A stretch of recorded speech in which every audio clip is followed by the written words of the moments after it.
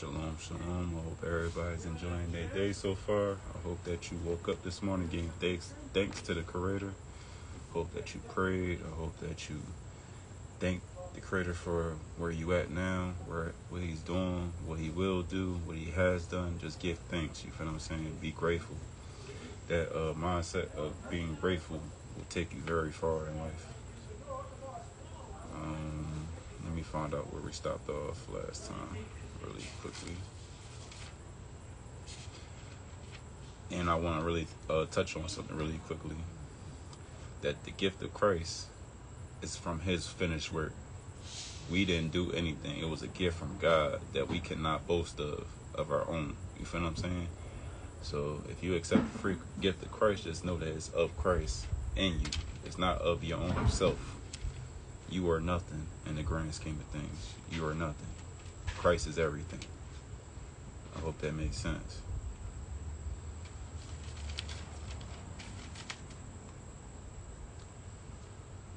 Let me see. We stopped off at 9, I believe. No. We stopped at 10 last time. So let's start off at 10. And I just came home from the gym. I'm feeling good, feeling blessed. I feel active. I feel rejuvenated. I feel disciplined. I feel consistent. So a strong body makes a strong mind. If you could continue to be able to be consistent with the gym, you could be consistent with anything in life. You could be consistent with reading the Bible every day. You can be consistent with anything in life. You feel what I'm saying? I hope that you take away something from this. And I hope that it plants a seed within your heart that it sprouts to a tree that only bears good fruit. And that tree is Christ. And I gotta say it every time. And you shouldn't hate that I say that every time. You know what I'm saying? Give glory and thanks to Christ. You know what I'm saying? Because without Christ, we would not be saved. And when He had called unto Him 12 disciples, He gave them power against unclean spirits to cast them out and to heal all manners of sickness and all manner of disease. Now the names of the 12 apostles are these: the first, Simon, who was called Peter, and Andrew his brother, James the son of Zebedee, and John his brother, Philip and Bartholomew, Thomas and Matthew the publican, James the son of Alphaeus, and Lebbaeus, whose surname was Thaddeus, Simon the Canaanite, and Judas Iscariot, who also betrayed Him. These 12 Jesus sent forth and commanded them, saying, Go not into the way of the Gentiles, and into any city of the Samaritans enter ye not, but go rather to the lost sheep of the house of Israel. And as ye go, saying, the kingdom of heaven is at hand. So first it goes to like it says in Philippians, or was it Romans? I think we read that in Romans. It goes to the Jews first, but then it goes to the Gentiles. You feel what I'm saying? Because the Jews didn't accept it at first. They didn't accept Christ, so the gift was given to the Gentiles. You feel what I'm saying? It's not to say that the Jews can't accept the gift, but a lot of the Jews, the so-called Jews, they was the ones that denied the gift of Christ. So it went on to the Gentiles. So that's what they mean by the lost sheep of Israel first. They went to the lost sheep first. Rather go to the lost sheep of the house of Israel. And as ye go preach, saying the kingdom of heaven is at hand. Heal the sick, cleanse the lepers, raise the dead, cast out devils. Freely ye have received, freely give. So this is what I was talking about on Twitter and a couple other platforms. I was saying that the gift of love is free. It doesn't cost you anything. Christ gave us His love for free, so we should give it freely to others. You feel what I'm saying? It shouldn't cost a thing. Your pastor shouldn't make you pay money to get the gospel. You feel what I'm saying? It should be free of charge. That's how you know the false people and the true people of God. It says, freely you have received and freely give. Provide neither gold nor silver nor brass in your purses, nor scrip for your journey, neither 2 coats, neither shoes, nor yet staves. For the workman is worthy of his meat. And into whatsoever city or town ye shall enter, inquire who in it is worthy, and there abide till ye go thence. And when ye come into a house, salute it. And if the house be worthy, let your peace come upon it. I love this verse so much. I'm going to break this down when I'm done reading it. And if the house be worthy, let your peace come upon it. Your peace is Christ. Let Christ come upon that house. But if it be not worthy, let your peace return unto you. Let Christ return unto you. And whosoever shall not receive you nor hear your words, when ye depart out of that house or city, shake off the dust of your feet. The word that they hear is coming from Christ. So if they don't want to hear that, then it's not that they going against you, they going against Christ. So that's a bigger issue.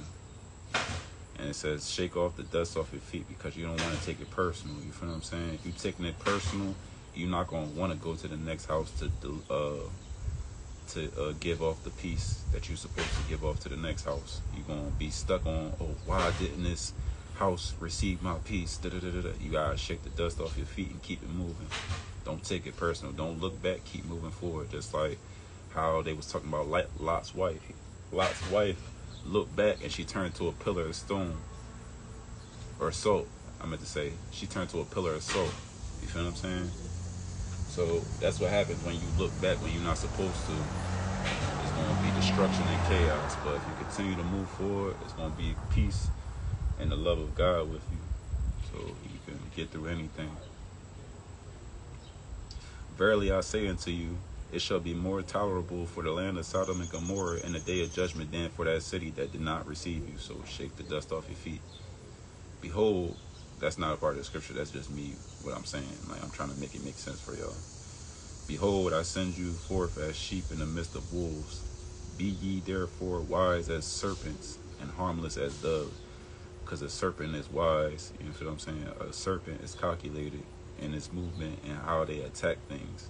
You feel what I'm saying? So it says, be therefore wise as serpents and harmless as doves. Doves don't attack people or kill people. Not kill people, kill animals and stuff like that. Doves don't hurt other animals and stuff like that, for real, for real. So be harmless as doves. That purity, yo bro, shalom bro, glad to see you. Doves are peaceful, so be like the doves. They show peace and they harmless. But beware of men, for they will deliver you up to councils, and they will scourge you in their synagogues. And ye shall be brought before governors and kings for my sake, for the testimony against them and the Gentiles. But when they deliver you up, take no thought how or what ye shall speak, for it shall be given to you in the same hour what ye shall speak. So let me break this down really quickly. This goes all the way back to give me 1 second. I want to make sure that I'm getting it right. I think it was either Deuteronomy or Exodus. It's one of those. But basically, Moses was saying that he was dumb of speech and that nobody would listen to him. He doesn't have eloquent speech, and he wasn't able to articulate his words like how everybody else would, like a scholar or so. But God was telling him, like, who made the dumb and the let me just go to that chapter really quickly, man, just so I can read that. We're going to come back to Matthew, but I got to read that off because that just relates to what I was just talking about with Moses. God gave Moses the things to say. He said, don't worry about what to say, because I'm going to be the one that's going to give it to you. And how is he going to give it to you? Is by the Holy Spirit, through the Ruach HaKodesh. Give me 1 second to find this verse.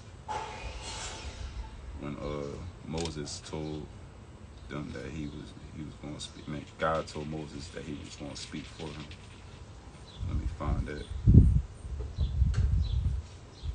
Yeah, it's in Exodus. Let me see where at in Exodus.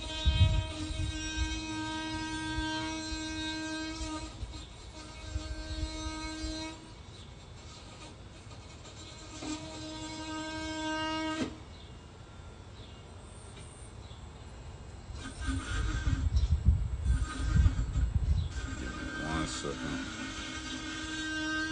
I'm about to find this verse for y'all, because I want y'all to know I ain't making it up.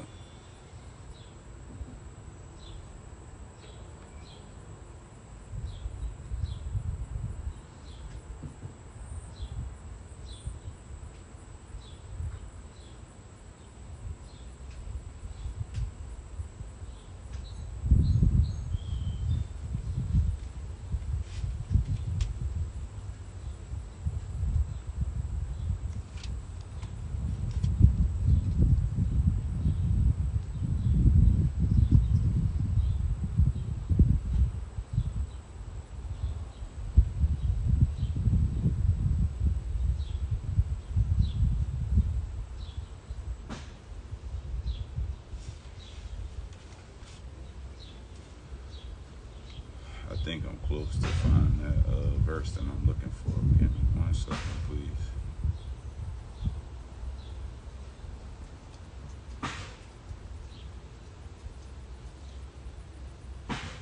All right, here we go. It's in Exodus 4, verse 10. We're going to start from verse 10. It's going down, but it starts at verse 10. So Exodus chapter 4, verse 10. And Moses said unto the Lord, O my Lord, I am not eloquent, neither heretofore, nor since thou hast spoken unto thy servant, but I am slow of speech and of a slow tongue. I love this verse so much because this is how I feel about myself. I feel like I can articulate myself to a certain degree, but sometimes I mess up and I don't have the right words that I be thinking about in my own mind and brain and stuff like that.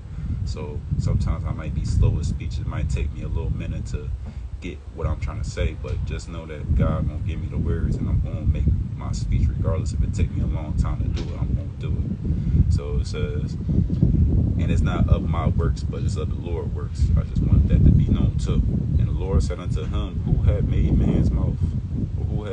Or who maketh the dumb or deaf or seeing or the blind? Have not I the Lord? And therefore go, and I will be with thee, be with thy mouth, and teach thee what thou shalt say. He said, O my Lord, send, I pray thee, by the hand of him whom thou wilt send. I think that's all I needed to read. So basically, the Lord is going to give, like just how he did with Moses, he gave Moses the things that he should say. You feel what I'm saying? And it's the same thing with in Matthew, where are we? Matthew 20. No, starting from 19, it says, But when they deliver you up, take no thought how or what ye shall speak, for it shall be given to you in the same hour what ye shall speak. So it's the same thing right there, you feel what I'm saying? Because it's going to be the Spirit that's talking through you. It's not going to be of your own works, of your own mouth and stuff like that. It's going to be the Spirit talking for you. And what's that Spirit? The Spirit of the Most High God, the Father. That's the Spirit that they talking about. For it is not ye that speak, but the Spirit of your Father which speaketh in you, like I just said.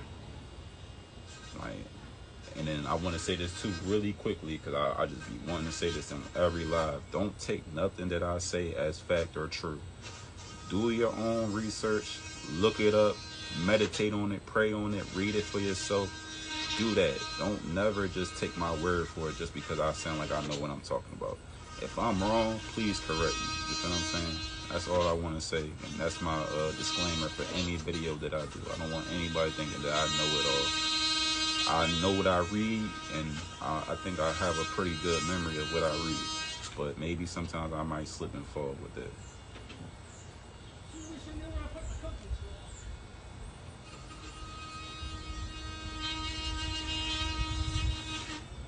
And the brother shall deliver up the brother to death. And let me read 20 so it can make sense for y'all, because I just started reading after I just got talking. For it is not ye that speak, but the Spirit of your Father which speaketh in you. And the brother shall deliver up the brother to death, and the father the child, and the children shall rise up against their parents and cause them to be put to death. And ye shall be hated of all men for my name's sake, but he that endureth to the end shall be saved. I love this verse as well. So basically saying like the enemies is going to be the people of your own household, the people that's closest to you.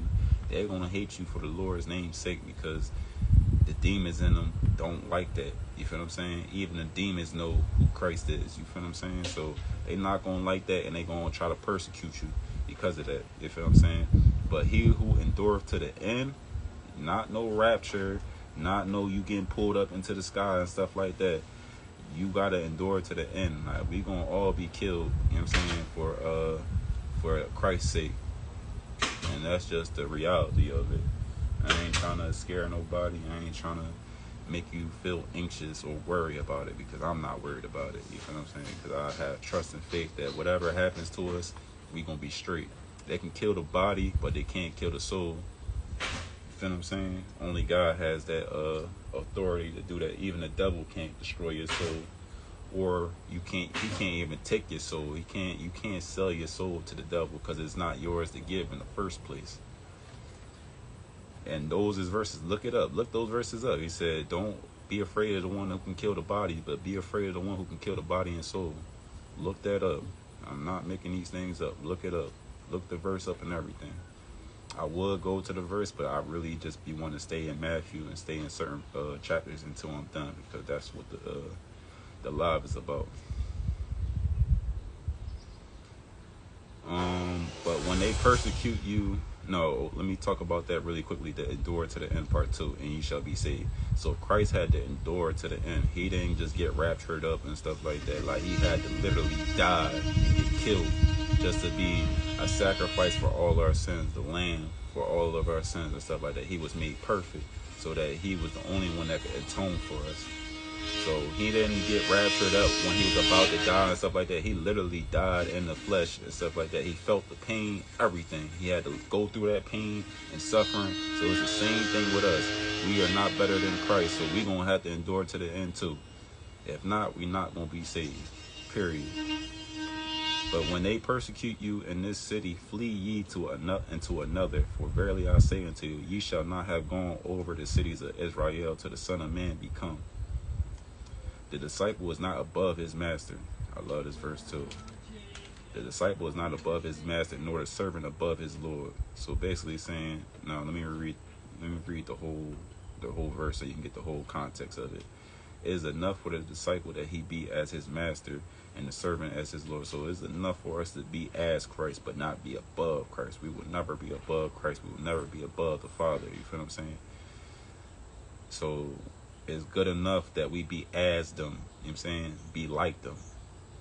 You feel what I'm saying? That's why it says Christ is abiding in his Father, because he is as his Father is. You feel what I'm saying? He abides in his Father, and then we supposed to abide in Christ. We're supposed to allow him into our soul, our spirit, our body, our vessel, our temple, whatever you want to call it.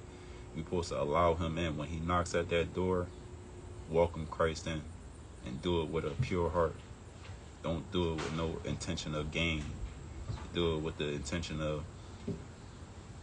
of love, if that makes sense.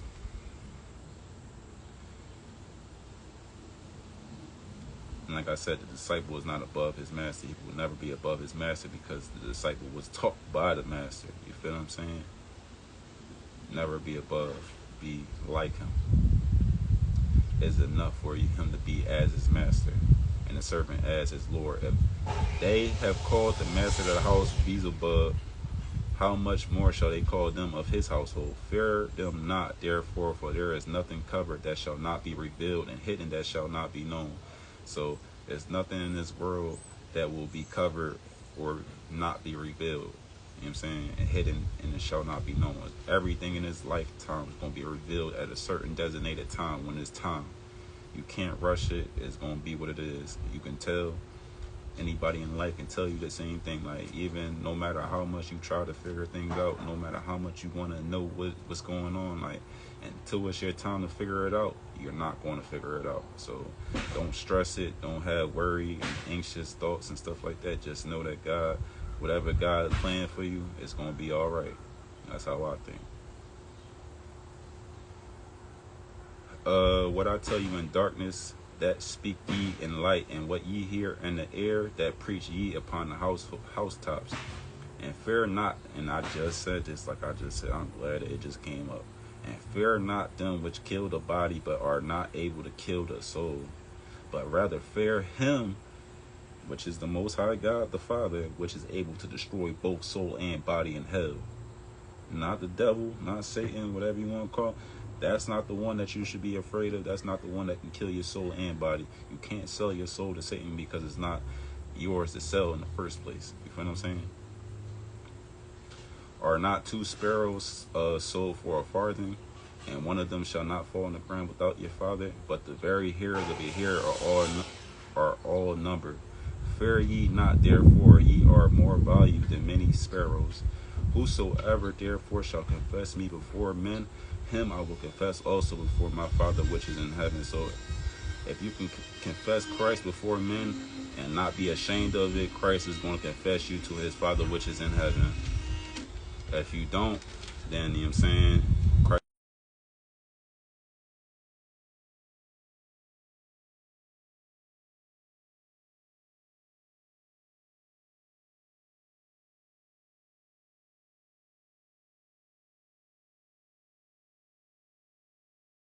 Again, I like to joke a little bit, but yeah, I can get serious when it's time to get serious. But yeah, there's some good reading. This is why I don't like to, especially in the Gospels. I don't think you should rush the Gospels. I think you should really take your time to marinate in the Gospels and really try to understand what you read and not just rushing through it just to read it. Like really looking at it and like taking your time to like meditate on it, pray on it, etc. So like I was saying before I got that call, if you deny Christ in front of people, Christ is going to deny you to the Father. Simple. As simple as that. I ain't got to go too deep into that. It's self-explanatory. But whosoever deny me before men, him I will also deny before my Father which is in heaven. Like I just said, I don't be making this up. I'm reading this out the Bible. And I want y'all to look at this too. It's in the Bible. I'm reading out the Bible. You feel what I'm saying? I'm not making no words up. I'm not taking stuff out of my own brain and stuff like that. This is being said within the Bible. Christ, you see the red letters? That's Christ's words. Just to show y'all.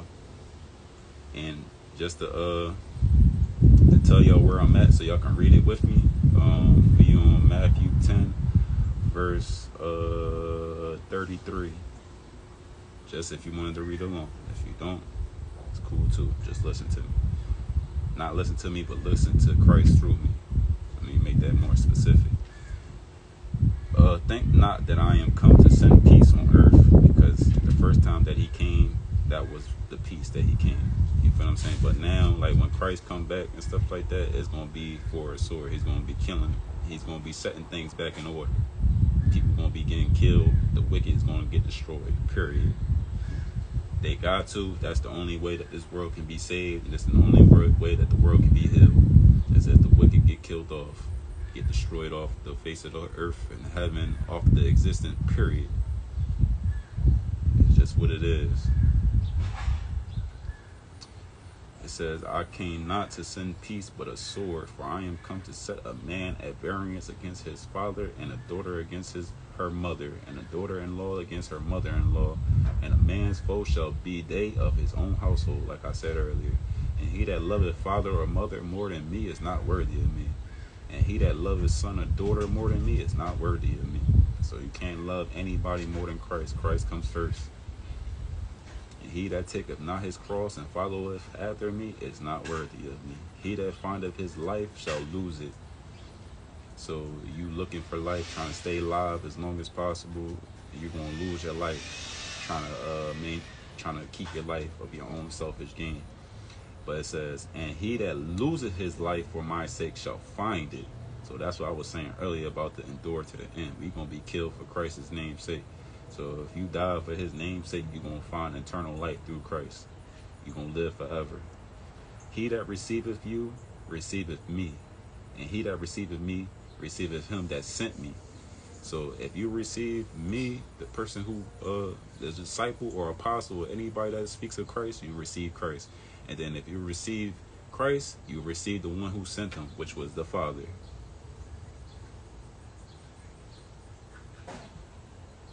He that receiveth a prophet in the name of a prophet shall receive a prophet's reward, and he that receiveth a righteous man in the name of a righteous man shall receive a righteous man reward.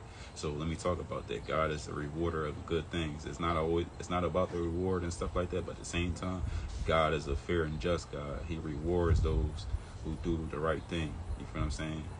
So just know that you're gonna have a reward for that.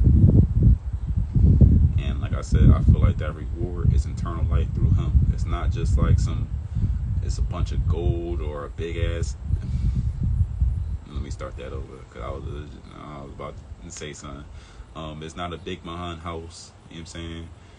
It's not a fancy car. It's not millions of dollars. He's going to give you eternal life. That's what I feel like the reward is eternal life through him. And that's the only reward that you should want anyway. You feel what I'm saying? Everything else is vanity. Everything else is carnal. And whosoever shall give to drink unto one of those little ones a cup of cold water, only in the name of a disciple, verily I say unto you, he shall in no wise lose his reward. And it came to pass when, I'm going to read one more chapter, and then I'm going to allow people to marinate on these words, because these words is heavy, and I can break these things down all day long. And it came to pass when Jesus had made an end of commanding his disciples, he departed thence to teach and to preach in their cities. And now when John had heard in the prison the works of Christ, he sent two of his disciples. Let me slow down. That's why I keep getting tongue tripped. And said unto him, Art thou he that should come, or do we look for another? Jesus said unto them, Go and show John again those things which ye do hear and see. The blind receive their sight, and the lame walk. The lepers are cleansed, and the deaf hear. The dead are raised up, and the poor have the gospel preached to them. And blessed is he whosoever shall not be offended in me. So, like, not taking things personal. One of my brothers in Christ, he the one who brought that to my knowledge, because I used to take a lot of things personal. I used to take people not supporting me personal. I used to take people not showing me love, checking up on me personal. But you can't be taking those things personal, because then you're not going to be looking at them from the right lens, from the right. Yeah, I think that's the best word to explain what I mean. Look at them from the right lens. You're going to always be looking at them for what they've done to you, instead of who Christ is within you. You want to look at them like how Christ sees them. And how Christ sees them is how the Father sees them. It's all a trickle down effect. You feel what I'm saying? And I gotta get that out my I have a force of habit of saying, you know what I'm saying, and stuff like that. I'm gonna work on that. Don't worry about that. I'm gonna get my speech right.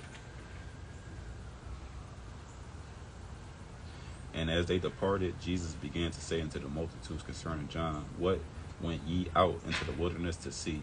A reed shaking with the wind? But what went ye out for to see? A man clothed in soft raiment? Behold, they that wear soft clothing are in the king's house. But what went ye out for to see? A prophet? Yea, I say unto you, and more than a prophet. For this is he in whom it is written, Behold, I send my messenger before thy face, which shall prepare thy way before thee. Verily I say unto you, among them that are born of a woman, there have not risen a greater than John the Baptist. Notwithstanding, he that is least in the kingdom of heaven is greater than he. And from the days of John the Baptist until now, the kingdom of heaven suffereth violence, and the violent take it by force. For all the prophets in the law prophesied unto John. And if ye will receive it, this is Elias, which was for to come. He that have ears to hear, let them hear. But whereunto shall I liken this generation? It is like unto children sitting in the markets and calling to their fellows, and saying, We have piped unto you, and ye have not danced. We have mourned unto you, and ye have not lamented. For John came neither eating nor drinking, and they say he have a devil. The Son of Man came eating and drinking, and they said, Behold, a man gluttonous and a winebibber, a friend of publicans and sinners, but wisdom is justified of her children. That's a heavy line right there, too. I endorse everybody to meditate on what those words mean. I ain't going to say what those words mean. Like the last line says, but wisdom is justified of her children. I think that goes all the way back to Proverbs. I'm not sure. I don't want to double down on it, but I'm pretty sure that goes all the way back to Proverbs. It says that in Proverbs too. So I endorse everybody to study what that means. Then began he to upbraid the cities wherein most of his mighty works were done, because they repented not. Woe unto thee, Chorazin! Woe unto Bethsaida! For if the mighty works which were done in you had been done in Tyre or Sidon, they would have repented long ago in sackcloth and ashes. But I say unto you, it shall be more tolerable for Tyre and Sidon at the day of judgment than for you. And thou, Capernaum, which art exalted into heaven, shall be brought down to hell. For if the mighty works which have been done in thee had been done in Sodom, it would have remained unto this day. So Sodom and Gomorrah got destroyed back then, because they were super wicked. So they got destroyed. The whole land got destroyed. So that's what they talking about. At that time, Jesus answered and said, "Thank thee, O Father, Lord of heaven and earth, because thou hast hid these things from the wise and prudent, and hast revealed them unto babes." Because it's when you think that you the wisest and stuff like that, it's when you gonna be shown and be brought down low. The wise don't win. You know what I'm saying? And I think it says that in Philippians, or it's one of these New Testament books where it said that God, and I'm just paraphrasing, this is not what it says word from word, but I'm just paraphrasing because I can't think of the whole line. It says he makes the weak strong. Like, he uses the weak instead of the strong, and he uses the people that you wouldn't typically think that he would use just to give off his message. If anybody can find that verse for me, I would appreciate that. But let's get back into what I was saying. Alright, we on Matthew 11, verse 24. "But I say unto you that it shall be more tolerable for the land of Sodom in the day of judgment than for thee." At that time Jesus answered and said, "Thank thee, O Father, Lord of heaven and earth, because thou hast hid these things from the wise and prudent, and hast revealed them unto babes, because the babes are pure in heart and are more applicable to listen to them." You know what I'm saying? When you get so puffed up in knowledge and stuff like that, you're not willing to listen to anybody. "Even so, Father, for so it seemed good in thy sight, all things are delivered unto me of my Father." So all things are delivered unto him by his Father. "And no man knoweth the Son but the Father, neither knoweth any man the Father save the Son, and he to whomsoever the Son will reveal him. Coming to me all," and I love this verse as well. This is a great verse as well. 28, Matthew 11, verse 28 through 30. These is some great words. "Coming to me all ye that labor and are heavy laden, and I will give ye rest. Take my yoke upon you and learn of me, for I am meek and low." These is Christ's words as well, just to let y'all know. "Take my yoke upon you and learn of me, for I am meek and lowly in heart, and ye shall find rest unto your souls. For my yoke is easy and my burden is light." That was a heavy verse right there. Basically saying, if you accept Christ in your heart, your soul, your mind, your whole being, and you accept his yoke and stuff like that, it's gonna make your life easier. It's gonna make your burden light, because you know that Christ is with you throughout these things that you're going through. You feel what I'm saying? It's not you by yourself taking it on, but it's Christ through you. But if you don't have Christ and you try to do it of your own works and your own soul, it's gonna be very hard. It's gonna be, the burden is not gonna be light. It's gonna be heavy. So I love that verse because, you know what I'm saying, like I said, you put on Christ, you put off the old man and you put on the new person, which is Christ. You can't mix the old with the new, then you're going to be unstoppable. You feel what I'm saying? You still going to go through things and stuff like that, but just know it's going to be easier for you to deal with those things and to be in the right mind to pick the right things to go about certain things. You feel what I'm saying? If that make any sense. So with that being said, I'm going to stop at, we're going to read 12 next time. 12 and 13. We're going to take our time through Matthew, because Matthew got a lot of wisdom, and I love the wisdom of Matthew. This is the gospel, and my name is Jacob. Let me stop it. I got to make a little joke and stuff like that. But in all seriousness, what I want y'all to take away from this is accepting Christ. Like, literally, that's all I can say. I can't force y'all to accept Christ, but I feel like if you accept Christ, it's going to make your life a whole lot easier. It's going to give your mind rest. It's going to make you be able to see people for how God sees them and not how you see them when they disappoint you or make you mad or sad. Whatever the case may be, is you're going to love people regardless of what they do to you, because you're going to love freely as Christ has given love freely to you. And with that being said, I feel like I did a good job with getting what I'm trying to show to y'all off. So I'm going to just leave it at that.